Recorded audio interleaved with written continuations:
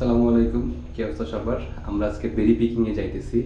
বাবুর এটা পাত্র, এটা আমার পাত্র। দেখি আমরা কতটুকু বেরি তুলতে পারি। আমরা রাজবেরি তুলবো আজকে।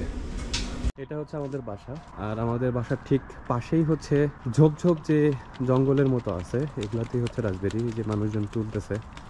আমরাও তুলবো। এই যে সামনে যে রাস্তাটা দেখা যাচ্ছে, এই রাস্তার বাম পাশটায়, এই যে বাম পাশটায় পুরাটা জায়গায় আসলে রাজবেরি গাছ হয়েছে।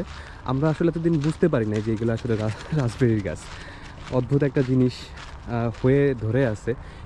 যদি দেখানোর চেষ্টা করি, এই যে লাল লাল রাজবেরি ধরে আছে থোকায় থোকায়, এগুলো পুরোপুরি পাকে নাই। সামনে আরো ভালো রাজবেরি আছে, আমরা ওখান থেকে তুলবো। এই যে যত গাছ দেখা যাইতেছে সব রাজবেরি গাছ। আমরা আগে বুঝিই নাই যে এগুলো আসলে রাজবেরির গাছ, বাট এখন যখন ফল আসছে তখন দেখি ওমা এ তো রাজবেরির গাছ।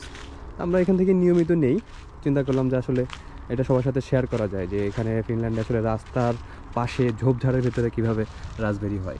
এই যে আমরা এখান থেকে তুলতে আসছি, এই যে দেখা একদম টসটসা পাকা, এগুলো খেতেও খুব মজা। তো আমরা এখন পিক করি। এগুলা এত মজা যে মুখে দেওয়ার সাথে সাথে মনে হয় যে মিষ্টি কোনো কিছু খাইতেছে। রাজবেরি আসলে এক ধরনের বেরি, আর এই গাছগুলো আসলে ঝোপের মতো হয়, খুব অগোছালোভাবে হয়। আর এইখানে বেশি অগোছালো লাগতেছে কারণ এখান থেকে মানুষ নিয়মিত পিক করে, এত পিক করে তারপরেও শেষ হয় না। আই থিঙ্ক এটা একদম সামার শেষ হওয়া পর্যন্ত এটা থাকবে।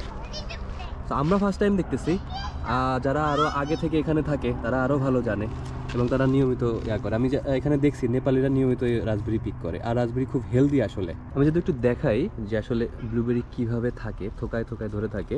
তো এই যে যে দেখা যাচ্ছে, একটু দেখাই, এটা হচ্ছে যে একদম পেকে গেছে, বাট এটার পাশেরটা এখনও পাকে নাই। তো আমরা আগের দিন বোকামি করে কাঁচাগুলোও নিয়ে গেছিলাম, ভাবছিলাম যে এগুলোও খাওয়া যাবে, বাট এখন আজকে শুধু আমরা পাকাগুলাই তুলবো।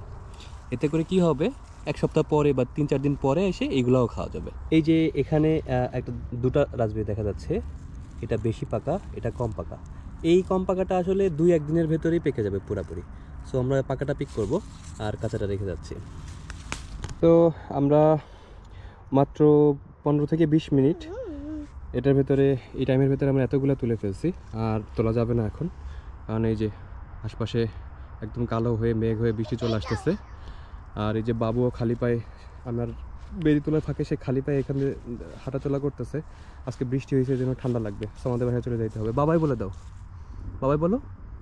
Bye bye.